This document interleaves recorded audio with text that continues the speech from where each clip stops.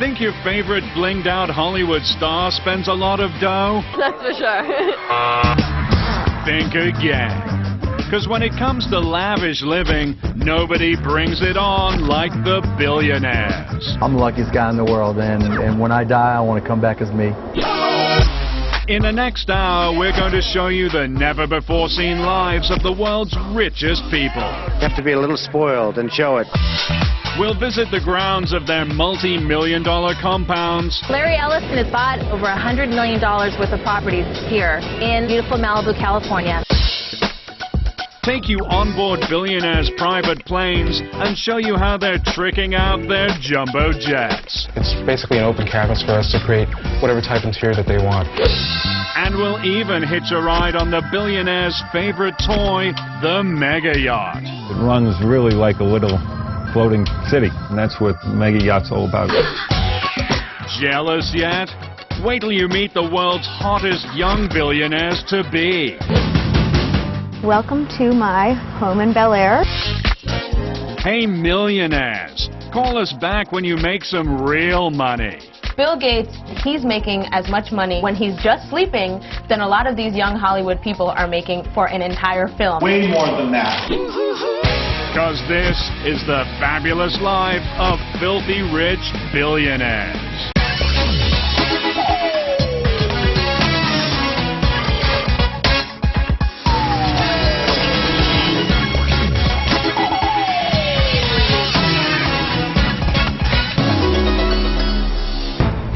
In 2006, Donald Trump filed one serious lawsuit in civil court, demanding $5 billion in damages. What happened? Was somebody cheating in his casino? Did somebody rob Trump Towers? Oh no. It was far worse. Some reporter had the gall to accuse Donald Trump of being only a millionaire. It really has nothing to do with ego. Who would think that one would find it slanderous to be called a millionaire, but be suing a reporter who said, hey, he's only worth about $250 million, but no, the Donald says it's more like $2.7 billion. Being a billionaire for Donald is a brand. People need to associate him with billions, otherwise they're not going to be paying $30 million for apartments. Yeah, because gaining entree into the billionaire club means joining the most elite economic class on Earth. Out of a global population of 6.5 billion humans, a mere 793 are billionaires. Just the interest on the money they have is more than most millionaires will ever collect in a lifetime. Let's take a rich Hollywood celebrity like Reese Witherspoon. She makes up to $29 million a movie. In order for her to become a billionaire, she would have to make 35 movies. That's how rich these billionaires are. If a billionaire wanted to, they could buy about 3,000 Rolls-Royce cars, and that would only get through $1 billion of their fortune. Wow, how far we've come. And if you're lucky enough to join the select club of 10-digit dudes, living in some rinky-dink mega mansion simply won't do. If you're an A-list celebrity, you might be looking in the range of $10 million for real estate. If you're a billionaire, you don't really have a range. You can go $20 million, $40 million, $60 million, as much as it takes to get what you want. These billionaires have homes all over the world, so when they think about buying a new one, they don't agonize about a multi-million-dollar mansion the way a millionaire would. Yeah, because in the world of billionaires, buying a mega home is as easy as grabbing a pack of Twizzlers at the checkout. Just ask billionaire Dallas Mavericks owner Mark Cuban. He bought this Dallas mansion for $15 million in 2000 without ever laying eyes on it. This is my house, Casa de Cubana, and believe it or not, I bought this house sight unseen.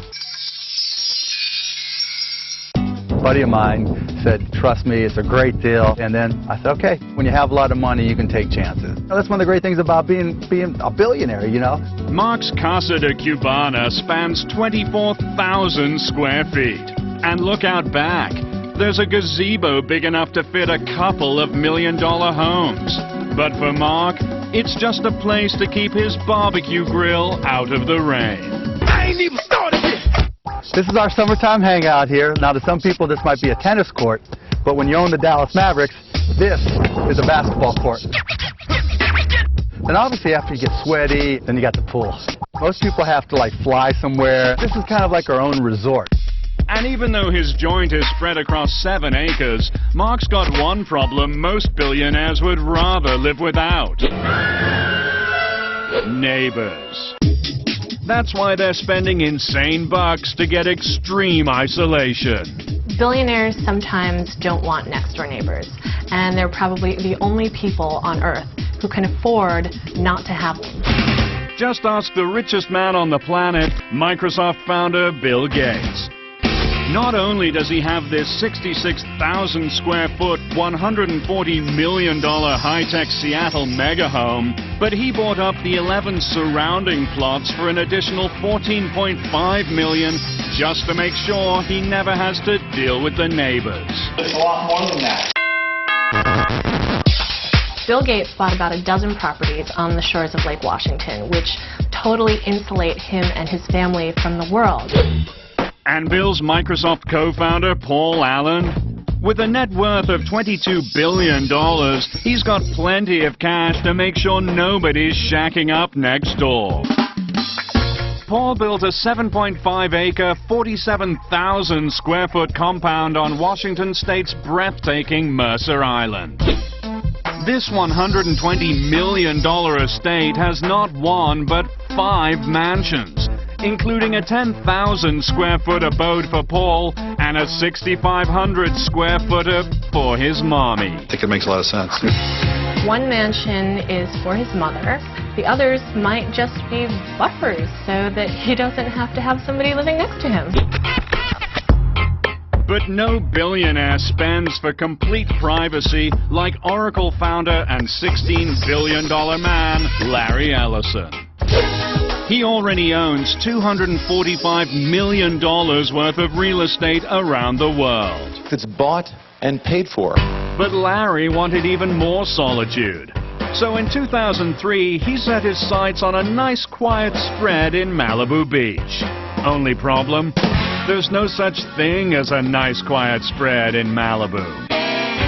Everyone wants to be on the beach in Malibu. It is tightly packed with celebrities and millionaires. So what's a poor billionaire to do? Easy. Larry just bought up a whole swath of homes in Malibu's most exclusive area, Carbon Beach, and made himself the only kid on the block. It's so rare to actually get property available on Carbon Beach. Behind us here are 5 consecutive properties that Ellison recently purchased. He actually went up to the doors and knocked and said, "I'm going to give you an offer that you can't refuse," and basically they decided to sell. Yeah. Yes, that's 5 ultra-plush beachfront properties in a row, just for a little freaking privacy. Within the last few years, Larry Ellison has bought over $100 million worth of properties here in beautiful Malibu, California. If you have a palace, that just gives you cachet way far above and beyond a regular billionaire. Owning a palace is the ultimate in billionaire living, and one of the fringe benefits of being a royal billionaire. Can you imagine calling Domino's Pizza and say, like, yes, I need like a pepperoni pizza, sent it to the palace?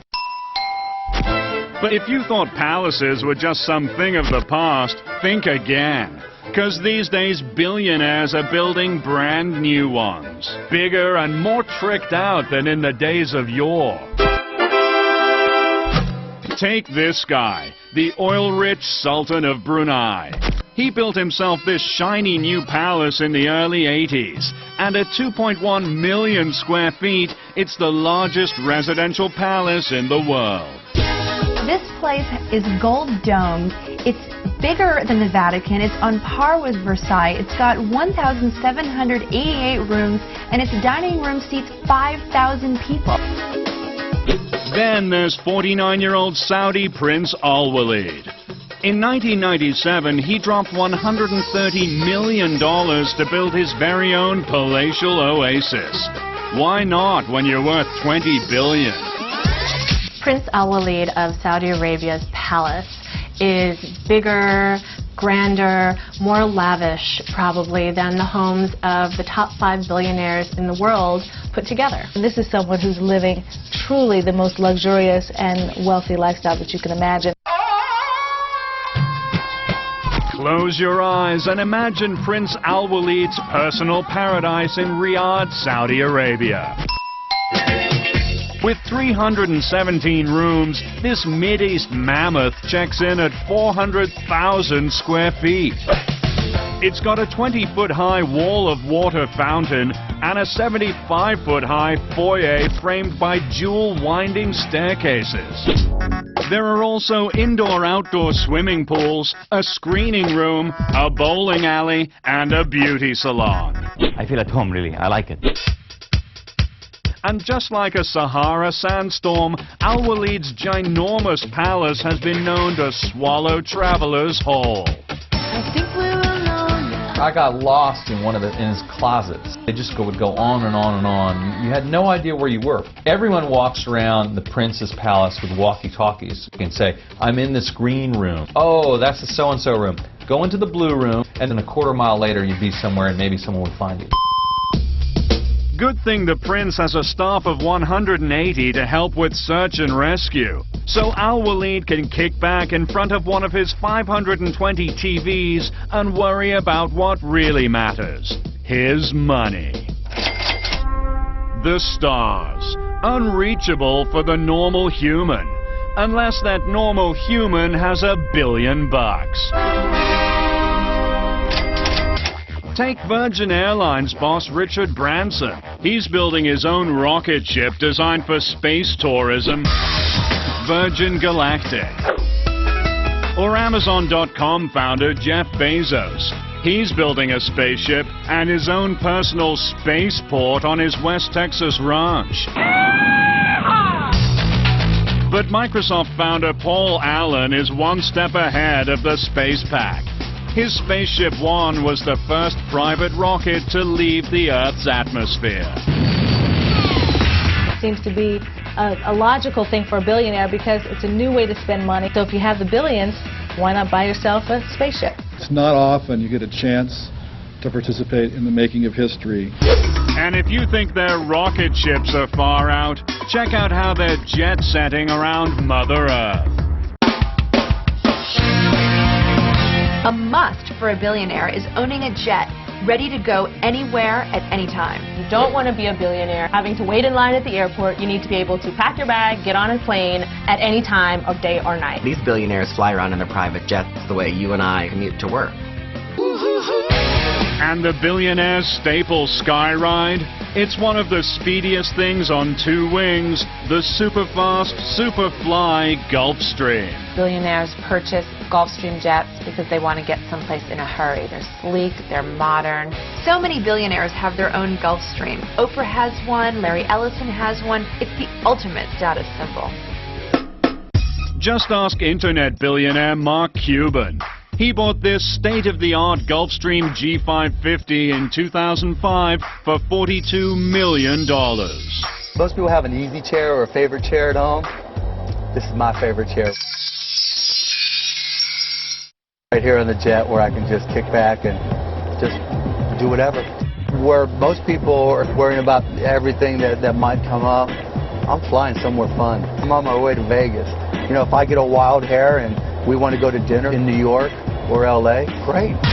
Cuban's Gulfstream G550 has a full-time pilot, wood imported from the Ivory Coast, 24-karat gold cup holders, and state-of-the-art technology, all customized to Mark's specifications. The nice thing about having billions of dollars is that you get to do what you want, where you want, how you want, when you want. I'm the luckiest guy in the world, and when I die, I want to come back as me.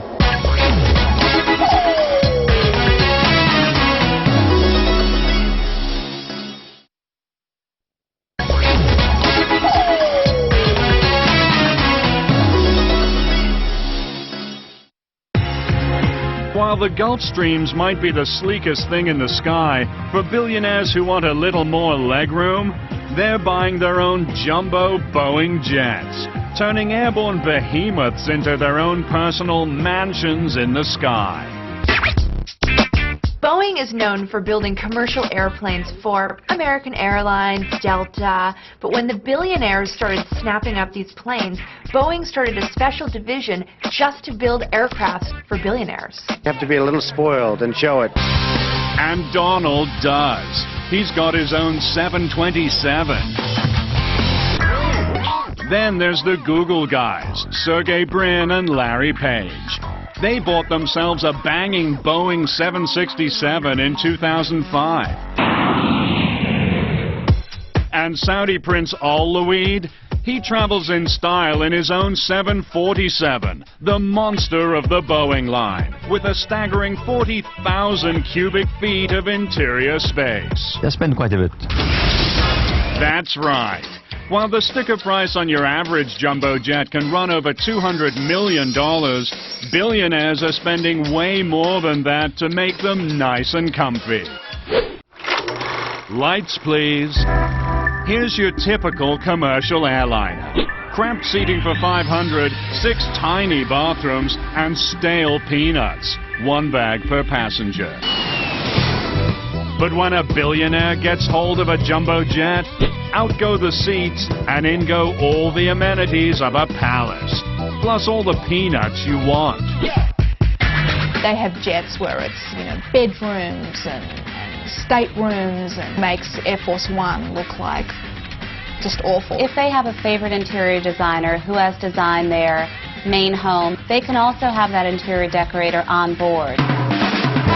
Or they hired this guy, Edis Doré, the New York City-based high-end interior designer who specializes in reinventing jumbo jets for billionaires. When a billionaire comes to us with their aircraft, it's basically an open canvas for us to create whatever type interior that they want. And Edis, he gets some pretty insane requests. It's anything from a modern interior with a jacuzzi, or a Playboy's aircraft with an entertainment room with a stripper pole. And another client wanted us to have their 747 essentially look like the entrance to Skibo Castle. And the upper deck lounge was basically a smoking room that you would find within the castle itself. The cabin's only limited by the person's imagination. Yeah, because when you're a billionaire, the sky's the limit. Step aboard the Shadow. With a spa, beauty salon, a 5,000-bottle wine cellar, floating putting green, and its own onboard security force, it's the ultimate dream yacht, right? Wrong. For billionaires, the Shadow's just a floating storage space, so they can tow big-ticket toys like helicopters and limousines behind their yachts. The Shadow has put billionaire boating over the top. It drives along behind the yacht and basically offers all the comforts of your mansion back at home and puts it out at sea, and you can take it anywhere in the world with you. To rent the Shadow for 1 month, it costs seagoing billionaires nearly $500,000. But if billionaires have got ocean-going storage like this, you'd better believe their actual yachts are out of sight. Yeah, yeah, yeah.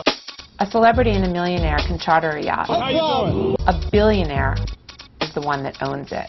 A yacht is one of the most expensive things that you can own in the entire universe. The insurance value of this boat is more than $100 million. And please, don't call them yachts. Billionaires have mega yachts. What's the difference? A yacht maxes out at a measly 80 feet and usually costs under $1 million. But a mega yacht, it can be 200, 300, 500 feet long and cost hundreds of millions of dollars. These mega yachts are just different class. Some of them take up to 3 years to build. They have to be built in special shipyards. There are only about 80 of these mega yachts in the world, so it's an incredibly exclusive item to own. When you get to a yacht over 350 feet, you can't even dock it. You need to keep it in the water and then take another boat over to the dock. When you're a billionaire and you've got a yacht, you can basically turn it into your own floating cruise ship and have everything you want and totally kit it out. Yeah, Want to see one of the 10 largest billionaire mega yachts in America? Step aboard Blockbuster founder and Miami Dolphins owner Wayne Huizenga's personal mega yacht. Before he made his billions, Wayne used to drive a garbage truck. Now, he's at the helm of this, the Floridian. This is the Floridian. It's definitely a billionaire's yacht. Comes with a large cinema upstairs, a viewing lounge up there. Down below we have a swim-up pool, which is also a jacuzzi and a hot tub. She also comes with a big helipad on the aft deck, so we can land a 14-passenger helicopter.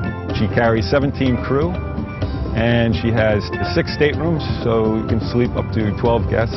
She can go transatlantic 2 ways without fueling her up. It runs really like a little floating city, and that's what a mega yacht's all about.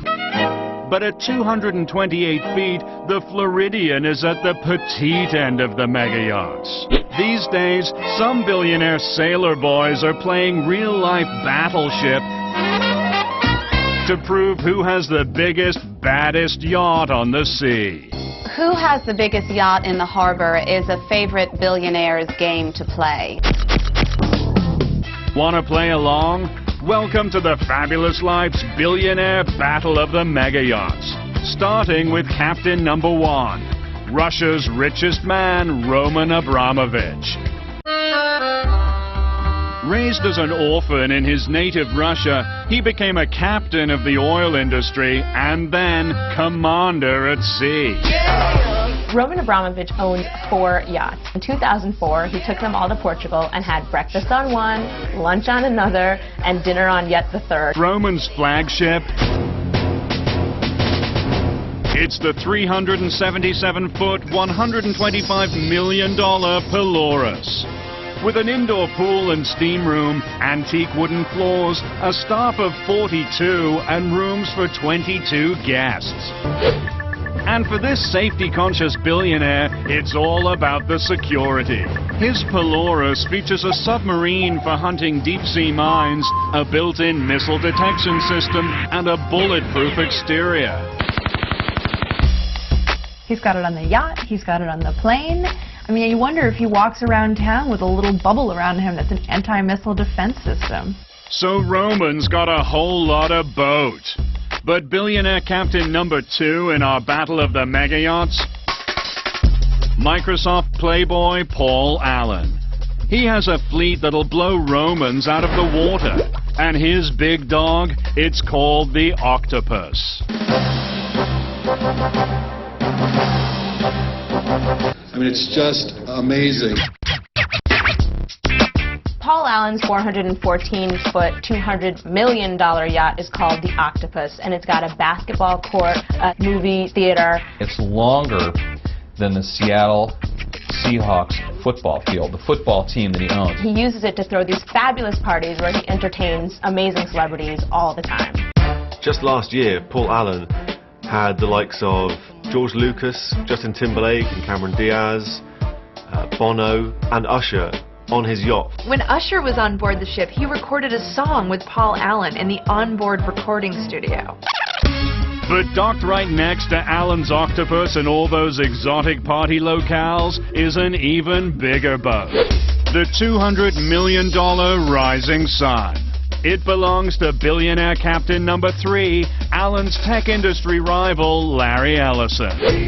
Larry's 5-story maritime monster features 82 rooms, a spa, and a basketball court that doubles as a helipad. And at 453 feet, it outstrips Paul's Octopus by 39 feet. Oh yeah, Larry made sure of that. Larry Ellison and Paul Allen have been in the billionaire battle over the size of their yachts, and currently, Larry Ellison's the winner. When Larry Ellison heard that Paul Allen was building a bigger yacht than his, he asked his designers to add 50 feet on, just so that he can say, I have the biggest boat. It is absolutely true. But even though Larry supersized the Rising Sun, he'd have to tack on another 72 feet to match our reigning mega yacht. The world's longest, largest, baddest mega yacht of all time. At the helm, it's billionaire captain number 4, Sheikh Mohammed bin Rashid Al Maktoum, the ruler of Dubai. And his royal $300 million Platinum is a record-breaking 525 feet long. That's bigger than a Royal Navy destroyer. The ruler of Dubai doesn't so much have a yacht as he has his own floating neighborhood. You can have a lot of people on that yacht and never actually have to interact with them. Still under construction, the Platinum's as luxurious as it is long. With 2 master staterooms, a cinema, disco, squash court, plus its own submarine and a helipad for the Prince's Black Hawk chopper. It costs 10% of the total value of the yacht just to upkeep it for a year. So to do the math simply, this billionaire spends $30 million a year to upkeep his yacht. I mean, you take some celebrity, that would be as much money as they made in several years. But the sheikh must be shaking in his boots, because reportedly our fave Russian billionaire Roman Abramovich is on a covert mission to develop an even bigger boat. Being built in a German shipyard under a cloak of secrecy, his 5th mega yacht goes by the project codename Secret. But it's no secret that Roman's gonna have the biggest mega yacht on the sea. Abramovich is building another yacht. It'll be the 5th in his collection, and it is reported to be the world's biggest at more than 525 feet long. What will it have? What won't it have? Step into the bedroom of Microsoft founder and richest man alive, Bill Gates. Looks like he's sleeping comfortably, right? He should be. 'Cause while Billy Boy snoozes, his Microsoft empire keeps growing, which means he'll wake up $4 million richer in the morning. Wake up and smell the money, Bill.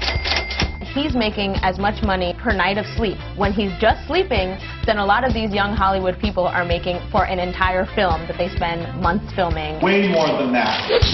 Bill Gates is so wealthy that the IRS had to have a special computer to calculate his wealth. Bill Gates is the richest man in the world. That says it all, right? That's right. Bill's got plenty to line his mattress. A mind-blowing $50 billion. And when we're talking about fortunes this massive, billionaires have got to make up stuff to spend it all on.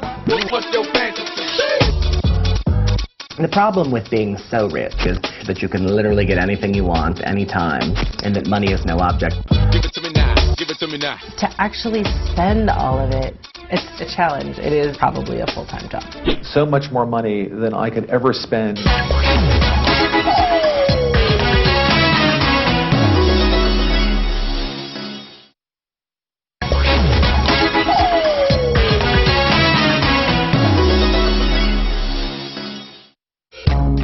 Billionaires buy things that even the super rich would think is extremely extravagant. It's called fantasy spending. Take billionaire record company mogul David Geffen.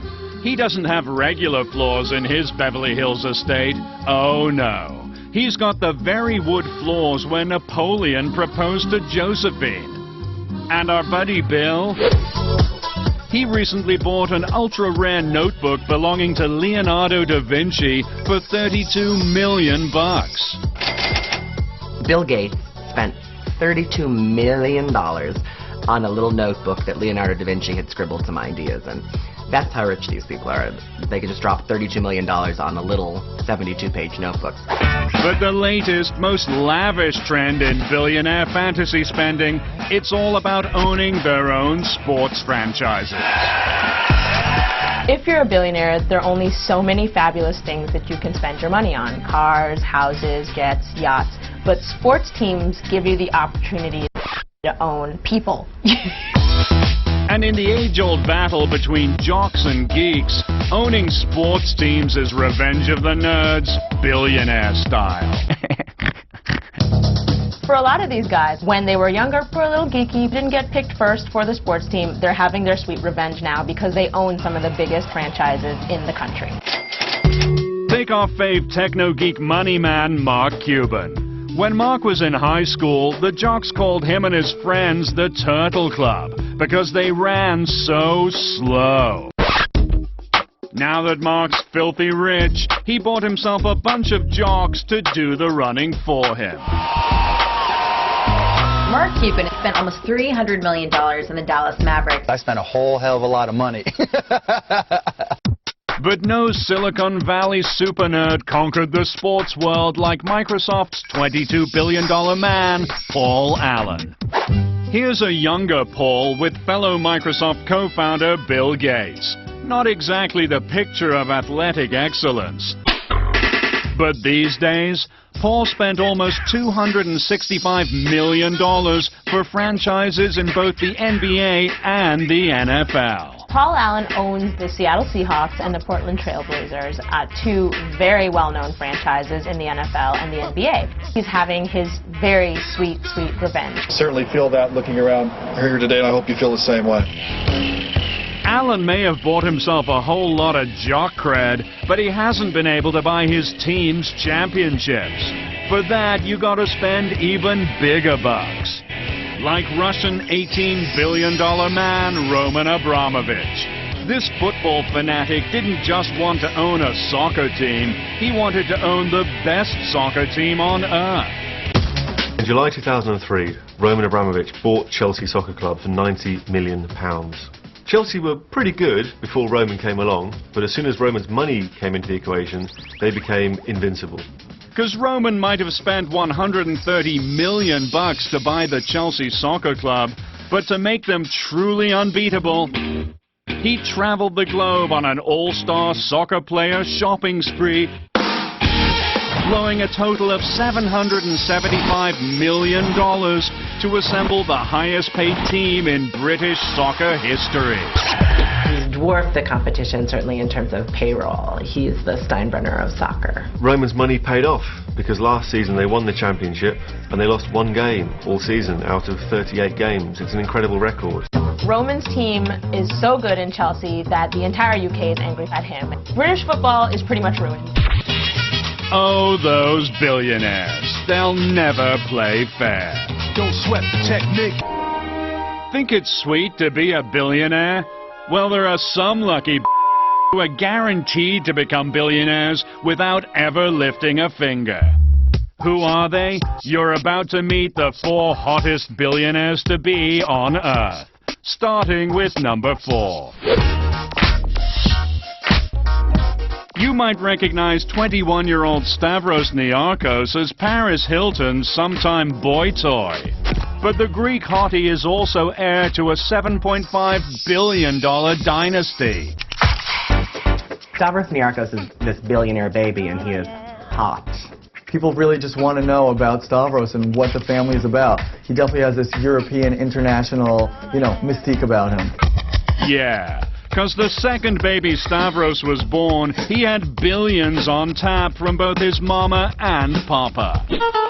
Daddy Philip inherited a Greek shipping empire. And Mommy Victoria, she's a Guinness. Of the Irish billionaire beer dynasty Guinnesses.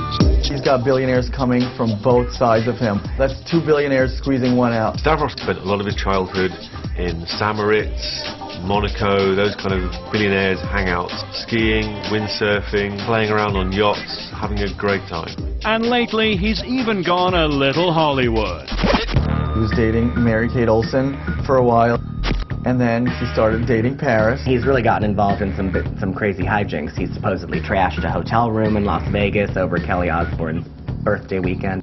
He wrecked Paris's $300,000 Bentley. So what? This guy can smash as many Bentleys as he wants. That's hot, whatever. Stavros just earned the first installment of his future fortune. With his 21st birthday in April 2006, he inherited $275 million. Just a taste of the riches to come. Number 3, Amanda Hearst. She's 22 with brains, beauty, and a last name that's truly legendary in the world of American money. Amanda Hearst is a descendant of William Randolph Hearst, the legendary newspaper man. You know, the Hearsts, of course, are worth billions, you know, through their publishing empire. Amanda Hearst is really keeping up the tradition of an old-school billionaire-to-be. She has just sophistication, style, and class oozing out of her.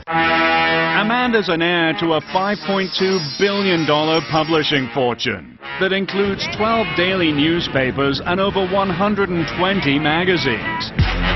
And she isn't just sitting pretty on the Hearst media empire, she's looking hot in front of the camera too.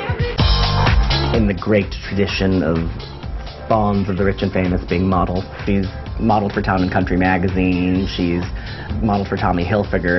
People are clamoring for her to do their campaigns and be in their runway shows. But if you stood to inherit billions, why in the hell would you work for a living? Amanda donates whatever she makes on the runway to charity. Next, 26-year-old Casey Johnson. Casey's dad is sitting on an old money war chest of $3.6 billion. The Johnsons' money comes from Johnson & Johnson's, you know, baby powder, Band-Aids. You just go into the medicine cabinet, there's tons and tons of Johnson & Johnson product. Her dad also owns the Jets, so basically they're definitely a powerful name in this country. Casey Johnson hangs out with other famous celebutantes like the Hiltons, but the Hiltons aren't billionaires. Casey's family is. Casey definitely stands to inherit a big fortune, but she's already spending like she's got one. Want proof? Casey invited us over to her brand new multi-million-dollar LA mansion to show us how a billionaire-to-be really lives. Welcome to my home in Bel Air. We're going down to the pool area, which is kind of a hike. When I first saw the view of the pool from the house, it's kind of when I fell in love with the home. And there's a lot to love. With a formal sitting room, a dining room, and even a guest house for her full-time live-in chef. But who cares about that stuff? For a billion-dollar fashionista, it's all about closet space. I can be in cowboy boots and jeans, and the next day I can be in Pucci. And then the next day I can be in an Armani suit. And she's got plenty of shoes to match. A collection that includes roughly 200 pairs of ultra-lavish Manolo Blahniks worth an estimated $130,000. I love shoes. I'm a shoe freak. Manolo Blahnik. He just started making 6 inches, and he only made a couple pairs, so I bought all of them. But a billionaire-to-be can't keep her cash in her shoes. She's got to have a whole lot of handbags. And Casey, she's got around a whopping 400 pricey purses. This is where I keep the majority of my handbags. Well, I love Hermes. I like Gucci. I like Chloe, you know, the Paddington bag. Fendi. I love Chanel. Very cute. If someone followed me around with a camera for 24 hours, they would not believe my life because it's absolutely incredible. As one of 3 siblings, Casey will likely inherit at least $1 billion. But the best part of being heir to the Johnson & Johnson fortune? Baby powder with your name on it. I represent, okay? Billionaire-to-be number 1, it's got to be the 23-year-old Brunei-born, London-bred party machine named Prince Azim. And that's no pretentious fancy boy name. This guy's really a prince. He is your ultimate billionaire-to-be. He has no top on what he could spend.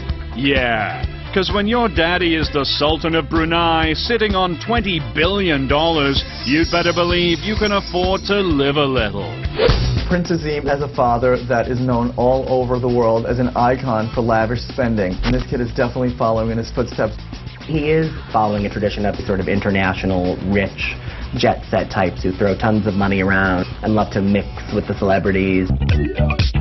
When the raging royal turned 23 in 2005, he flew in half of Hollywood to help him blow out the candles in London. Prince Azim whisked in some glamorous celebrities, Scarlett Johansson, Misha Barton, and Kid Rock. Kid Rock. Get me Kid Rock. Everybody wants to get some stupid cash, right? And when the young prince isn't just importing celebs for his shindigs, he's lavishing them with expensive gifts to make sure they're best friends forever. Prince Azim really, really loves to go over the top when he wants to meet someone he really likes. That's for sure. After seeing Usher live in 2001, he reportedly sent the R&B stud $250,000 worth of booty, including a pair of Nikes encrusted in diamonds. Ooh, baby. It was really, really sexy. And now they're friends. It worked. Oh yeah. Because when you're one of 4 sons set to divvy up a $20 billion oil fortune, everyone wants to be your buddy. Fab, y'all say life, fab, life, fab, life. When I say fab, y'all say life, fab. Oh, yeah. You wanna ball like me, floss like me, wear Gucci and Louis Vuitton like me, dress like me, get the best like me, private planes all over the rest like me, Christopher heights, forget about the price. I'm living that fab life.